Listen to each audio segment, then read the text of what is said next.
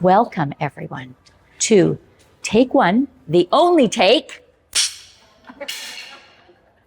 of Live at the Alternator with your host, Kel Taylor. And I just want to welcome all of you here and all of the people, all of you, I can say, who've been such wonderful fans, if I can say that. It's grand that you're here. It's Memorial Cup.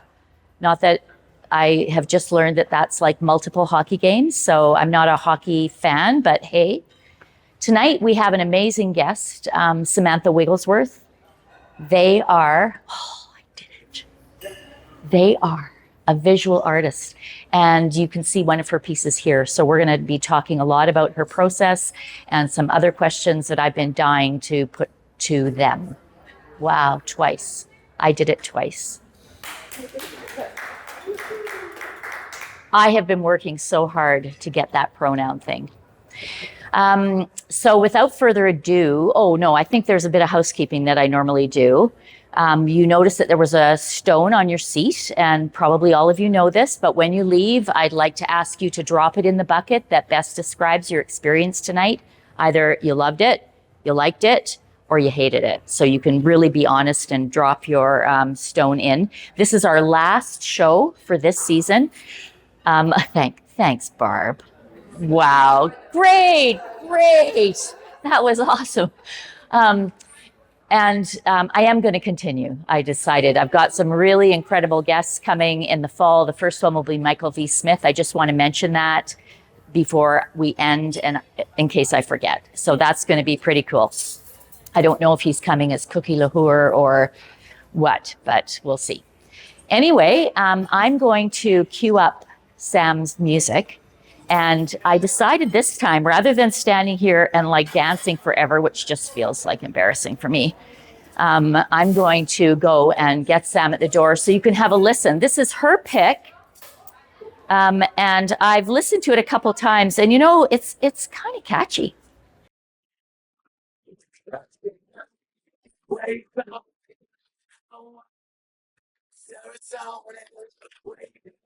I have to turn it up. I really love loud music.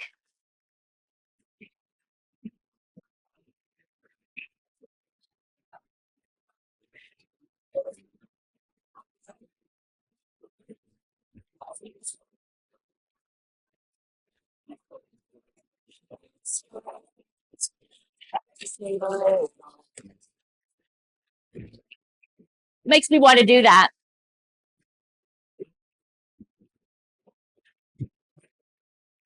It's a push door. Come on in. Samantha Wigglesworth.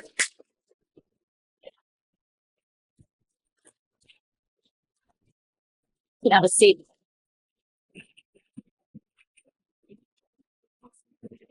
Like, really, it does make me want to dance a little. I can't help it. That's why I like it. That is amazing. I've never heard this song before, but I do know about serotonin. This isn't like... There we go. Can you tell us a bit about that song? It's very catchy.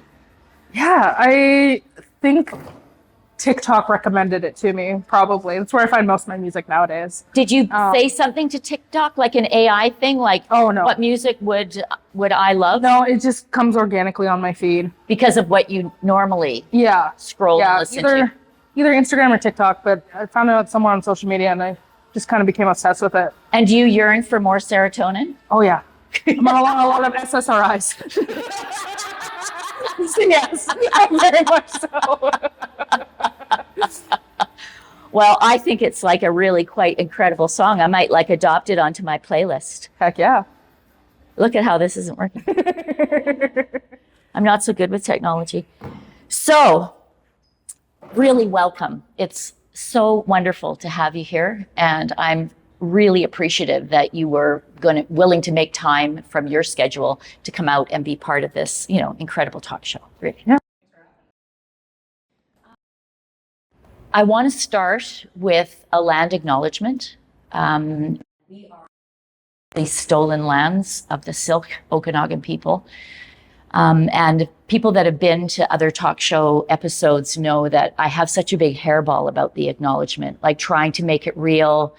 I struggle with all of my feelings about that land would be stolen and that people would be consciously abused. And it's just, and culture aside, I just think it's horrific. So I've tried to think of different things to do. So I went over to the West Side and had a chat with Coralie Miller at the Sensuipes Historical Museum and came away with a couple ideas. And tonight's dedication, I'd like to make to Coralie and to the Silk Okanagan people, because what she explained to me is that in the language, there really isn't space for lying.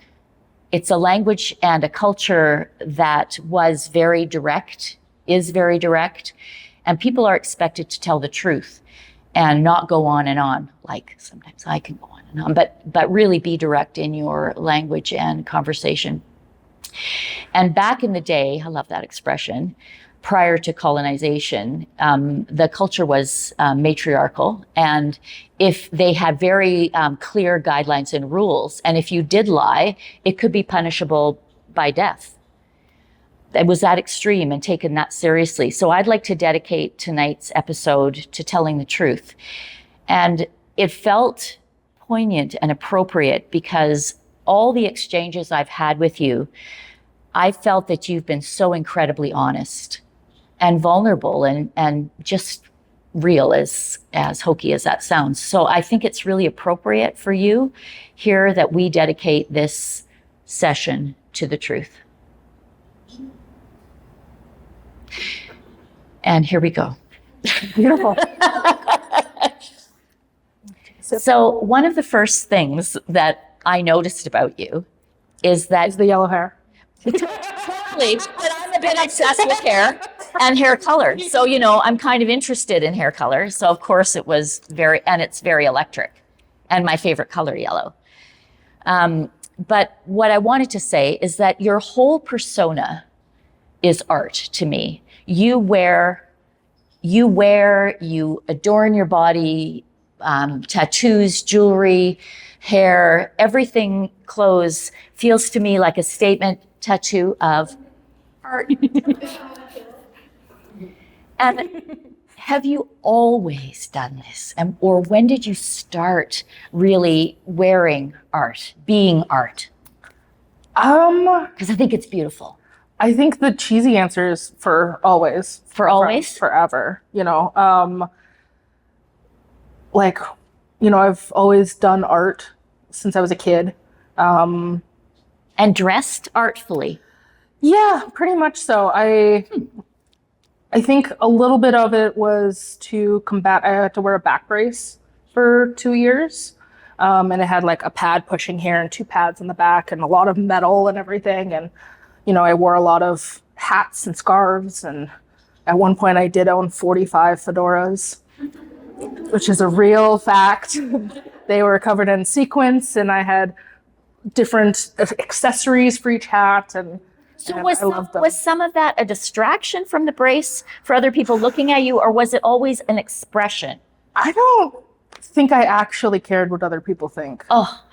And it wasn't until later that I started caring. And then, I had my brain injury that set me back a little bit. And then I got nervous about what other people started to think. And then I had to work on that a little bit. And now I don't care anymore. I'm back to it. I'm like, I'll wear what I want to wear. And you know how, as an artist, my style has changed over time as a painter. Mm-hmm. Yours probably, I'm assuming, maybe it evolves. Yeah. Hopefully you get better or you start loosening or exploring. There's actually a very clear lineation to my works. So when I was a kid, there was a painting teacher in my town named Donna Folk. And she taught Bob Ross style painting. So, and sorry, Bob. Love Bob. Yep. Bob in the trees. Yep. And you had to be 12 years old to get into the class. Yeah. And I was at a bazaar, like one of the market things. And I talked to her, I think, for 3 hours. And she said, "Go get your mom. We're signing you up for a class. I don't care that you're 9. Like you have the attention span." So I started painting with her from age 9 to 16. In a Bob Ross style. Yeah. I painted wet on wet landscapes with her and the other instructor, Jerson, and they taught me the basics: how to hold a paintbrush, how do you load a paintbrush, how do you mix colors, like all of these very basic things. Because I remember I used to hold the paintbrush like a pencil, like right up close. Yeah. Threatening to tape my Move fingers your hand back. to the paintbrush and paint back here, and I just had so much fun. So I have so many wet on wet landscapes Nice. in my parents' house. Sometimes they can form a great contrast for something really wild on top.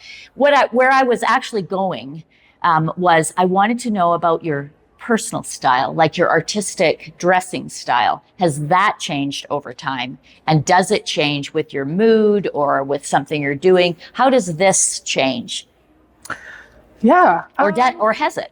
Oh, it definitely has. I've definitely gone through phases where I've kind of thrown out everything that I have and started over again. With a whole new wardrobe. Basically. And I've been very fortunate that I've been able to do that. Because that's not an easy kind of thing to kind of get rid of everything and start over. But it can be quite liberating.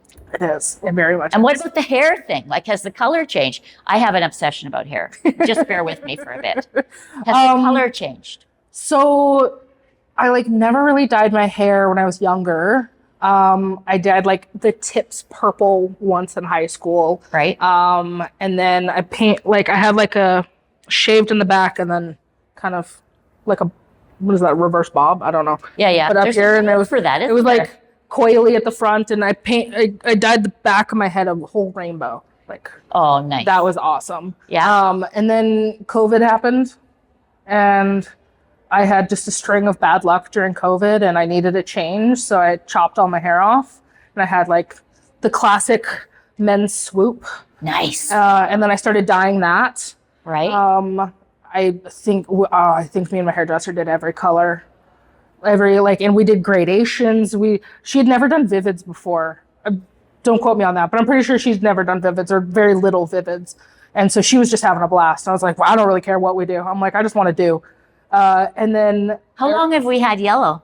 I was going to say for about 4 years, maybe 5. Yeah.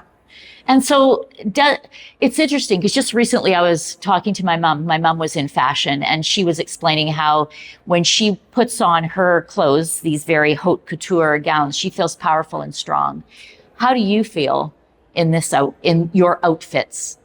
I don't mean that in a derogatory way, by the way, but when you wear what is Samantha, and you have your yellow hair, does it make you feel a particular way? Oh, yeah. For sure. And what is that? Me. I feel at home. I feel comfortable and confident. Yeah. And I don't know how else to say it other than a queer beacon. And I say this is very beacon-esque, yeah, right? When I say that very specifically too, because my first day at the university here for my master's, we had this big master's orientation. It wasn't just the fine arts people, it was every discipline. It was just an orientation. And I went and sat by myself, and somebody came up to me and they said, "Hey, you look safe. Can I sit with you?" Oh, and my gosh. She had talked to her partner beforehand and said, "I want to find the queerest person in that room and sit with them." And that was me. And that's what it kind of symbolizes. And was she queer herself? Yeah. Yeah. My good friend now. Yeah, right out of the gate. Yeah. That's lovely because it is a beacon. I think it's an incredible brand as an artist. You would never not be recognized. And I know, or I assume that wasn't your intention behind this look, but it really is important, I think, if you're trying to make it as an artist, to be known as an artist and to be remembered as an artist. Mm-hmm. I had somebody say to me the other day, "Oh, hello, and I said, "Are we mad?" And then they looked at my hair and said, "Oh, pink hair."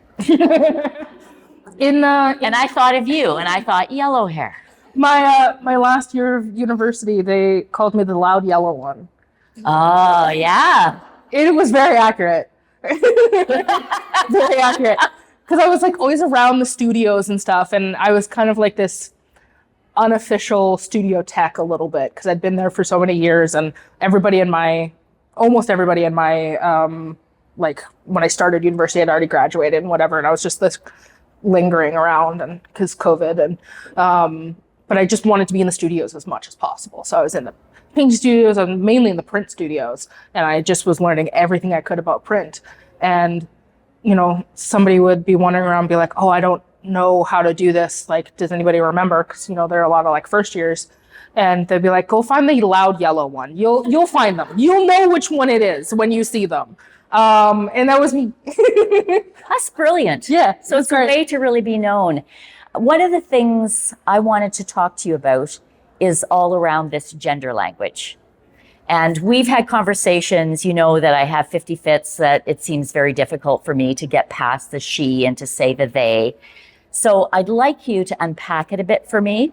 And maybe we could talk about your gender language that refers to you. Let's make it a bit personal so people get to know you. Yeah. So can you kind of break down and just know that one of the most intriguing pieces of the gender language for me is gender nonconforming. That's so brand new and it just feels so interesting. So I'm hoping that's going to be part of this. Yeah.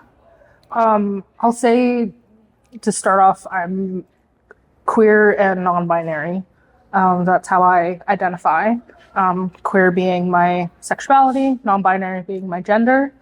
I use primarily they, them pronouns. I don't really care if people call me others, but I prefer they, them. I'm not too sticky about it. Yeah.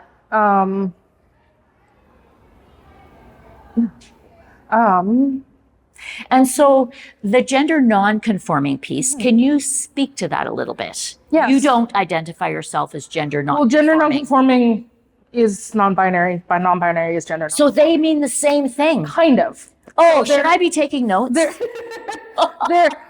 No, everybody's experience is very individual, and that's what's so great about the LGBT community is every expression and every identity is very unique to each person. They kind of have their own way of interpreting a word. Absolutely, right? And yeah, so from my understanding, gender nonconforming is an umbrella term, right? For non-binary. For non-binary, agender, queer gender, there's so many of them. There's more than I can count right now, but it's an umbrella term. And then even within non-binary, it's a little bit of an umbrella term as well, I believe. I'm still a little new to identifying that way. And so tell me what that means for you to say that you're queer and non-binary. I get the queer part, the sexuality part, but it's the non-binary part, I guess, I'm a bit interested in. How does that relate to you? What does it mean to you to say that you're non-binary? Yeah, it's been a journey I've been on for the last 2 years, specifically with, my painting series for my MFA show. I've been painting trans and gender nonconforming individuals as works of activism on motifs of real and fictitious cardboard. Oh, I love that cardboard. And I did a queer geographies class. And in that class, I did an essay where I mapped... This was the name of the class? Yeah, queer geographies. At UBCO? Yeah. Yeah. And in that, I did an assignment where I mapped my own body as a map of my own gender and sexuality and presented it. And I made a little doll of my nude self and then put clothes on it. And it was really cool.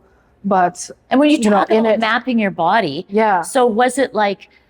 your hands represented something, or this country and this, that's what I think of maps. Yeah, it was more nuanced or ambiguous than that. It was more like my gender journey and my sexuality journey and how I defined within that landscape. And I realized in it, I even wrote a couple lines in there where it was I call it an unacademic academic essay. because in it, I was like, this started as an academic essay and it ended as therapy. I put in there that, I started my MFA, I think, to prove to myself that I'm non-binary enough, because I don't feel the need to medically transition or anything like that. I feel very comfortable with where I am. I'm very comfortable in skirts and dresses and everything like that. And so it's like, do I have the right to claim non-binary? If I'm very femme presenting in a stereotypically femme body, how does that align? And the answer is it aligns however you want it to align, right? My expression and my identity don't have to match, they can match. It's very fluid. And coming to terms with that was a big And part do you of it. intentionally, I know you said something to me, but I may have misunderstood it, that you will, like, you'll have this skirt on, which, yes, is feminine, but you'll wear this t-shirt that leans more towards It's like cropped masculine. it in a way that's a little bit more masculine. Yeah. So that's an intentional non-binary expression, Yeah. right? Yeah.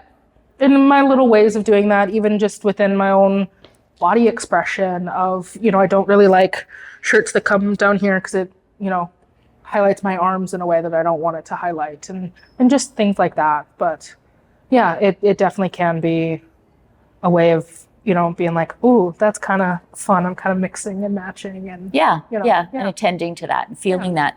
I was at your exhibition at Lake Country. Have you been? Anybody in the audience been yet? Just say you have, because it sounds good. Yeah. And you mentioned to me when I was at your studio, which was really cool, that you were, I think you said, for the first time going to do some work around your own body, because you paint a lot of nudes of others. I do. And this show, I was curious because you had mentioned you were going to do some nudes of yourself, because I think it's a very powerful thing to do a self-portrait. It's a really great way to spend time with yourself and reconcile things, but to do it naked is also really powerful around your body. So I saw Safe Space, which I thought was a very beautiful way to present those nudes of yourself. And rather than me explaining what Safe Space was, do you want to? Because it was really genius. Yeah, so Safe Space is an art book that I made out of paper bags and cardboard, and then kind of collaged on the front. It's about this big. Yeah, motifs of like shipping iconography. So I kind of collaged that on, and then it's presented in the gallery in a very specific way of there's, the plinth and the book is closed and it's right in front of my artist statement. So you can read it before or after. Well, I'm not the police. You'd have to be there all the time. Yes, I'm not the art police. But when you open it, we're creating this dialogue between me and the viewer of, I'm allowing you into my space because I'm trusting you with this information, with my body. And you can flip through, and the idea is that you close the book at the end. Not only, I did this for two kind of reasons. One, showing my naked body in front of my colleagues and peers and professors, and my parents are going to come visit and see it. And, it's a lot. It's a lot. Big kahuna. My models have a little degree of separation. They're not from here, what have you. Now they are way braver than I am because they are showing their full naked body. Yeah, and legs wide I open. applaud them for that. And I am very grateful to them for that.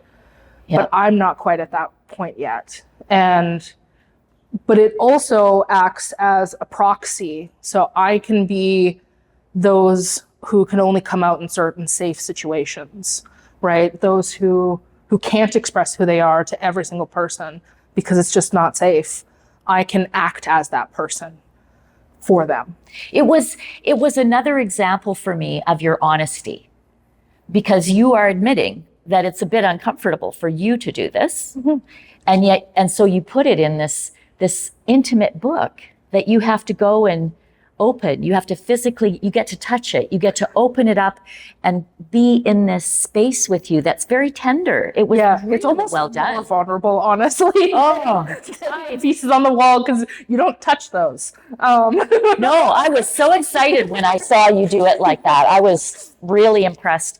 And I'm looking at the time and I don't know where it went. But I'm going to bring this over, if it's all right that I touch it. Because this is one of Sam's pieces. And I remember this from your show here, which was called Right to Exist. Yeah. I thought that was a very powerful title. Oh, I'm going to go behind it. I'm going to be this person. And can you tell this person's story? Because I think I understood that show that was here in the Alternator Project Gallery was about telling these people's stories. So I'm going to sit here as this person and can you tell my story? Yeah, so this is my really good friend from my BFA. They were my first trans model. They've been my model since 2019, I want to say. I've been very fortunate that they've... I feel so grateful that I've been able to be your model.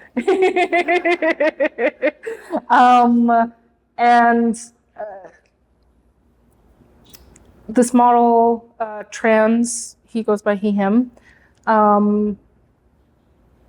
He is the one that has his full naked body on display in my most recent works. And I'm very fortunate to him to allow me to do that. And he said to me, it was actually his idea.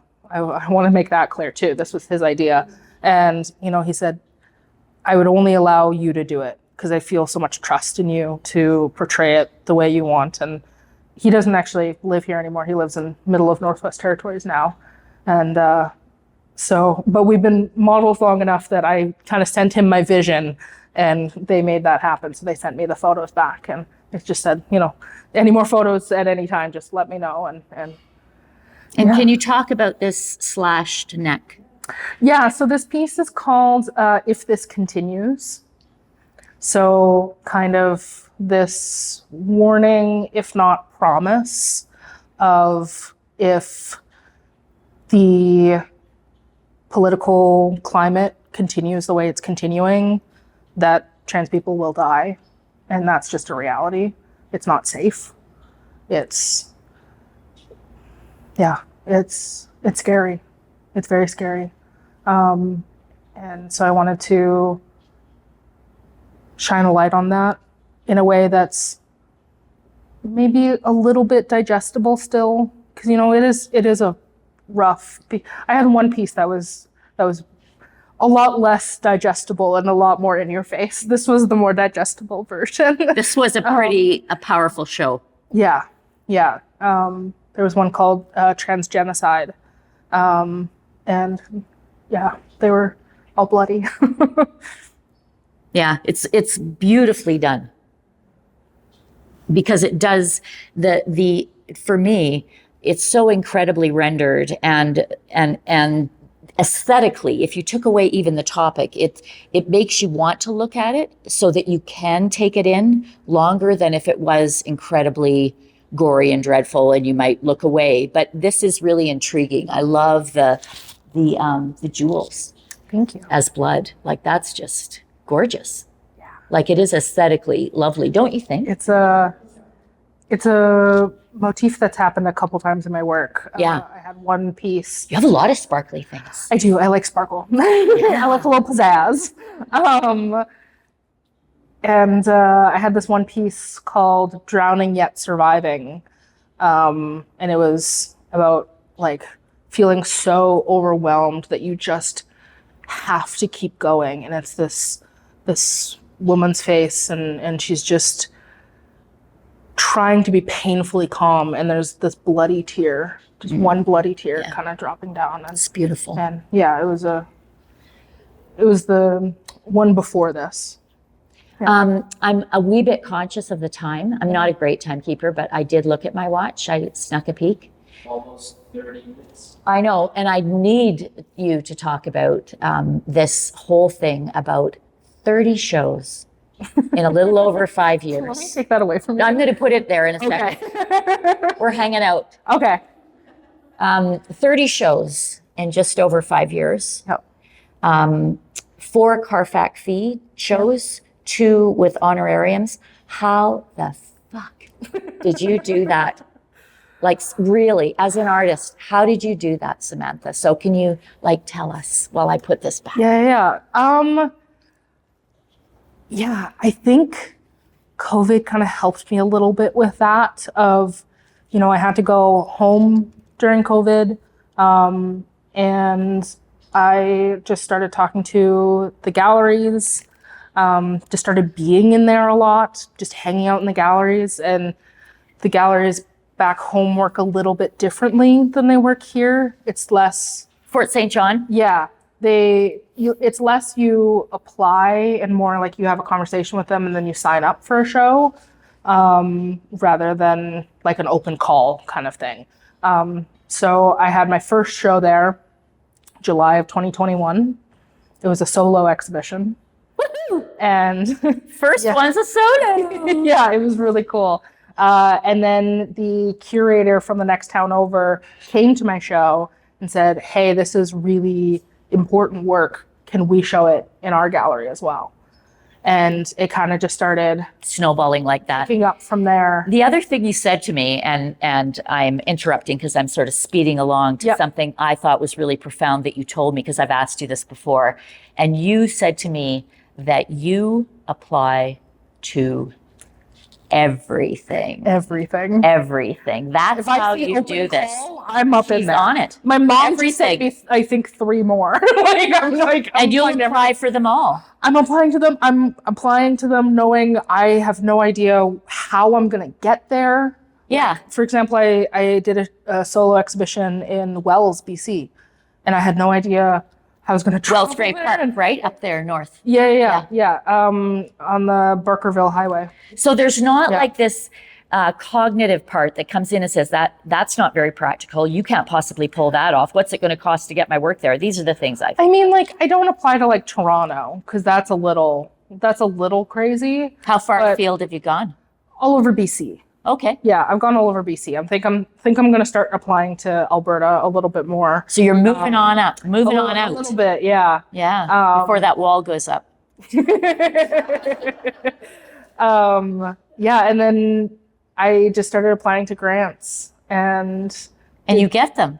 She gets them. it was, I don't know, I thought I was just being delusional, and I was just like, I'm going to apply anyway, and like you put 0 stakes in it, and And you then get it them. happened. How many Yeah. grants have you had? One, like, BC Arts Council grant Was for this one, right to for exist. this show. Yeah. Yep. And then I had a scholarship grant from Pomo Arts, Port Moody Arts Council. Okay. Yeah. Well, you know what? Here's to you, man, right? So I want to finish like I finish all of them with these 10 questions that are from a talk show that I love from the 70s and on. And they are all with respect to your art practice, just so you know out of the gate. Okay. What is your favorite word? Meant to be 1 or 2 word answers and quick. What is your favorite word? Juxtaposition. Oh. What is your least favorite word?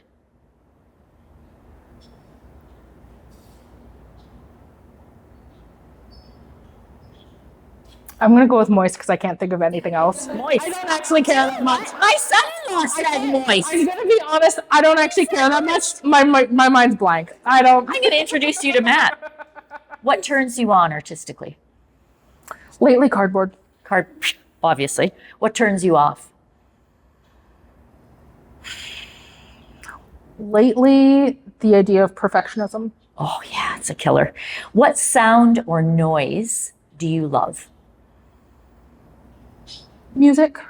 And Similar to the song we just listened to. Serotonin? A little bit heavier. A little bit, good. what sound or noise do you hate?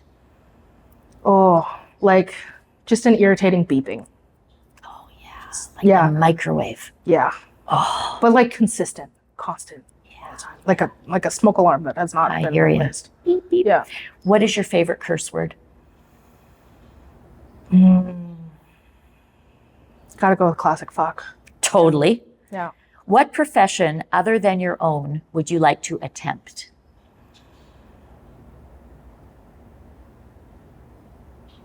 I'm gonna say like entrepreneur, sales. I'm kind of doing that, but like larger scale. Okay. Yeah. What profession would you not like to do? Anything like super manual labor. My body doesn't do that. Fair enough. Last one. If heaven exists, what would you like to hear God say when you arrive at the pearly gates? We accept all. That's beautiful. Thank you.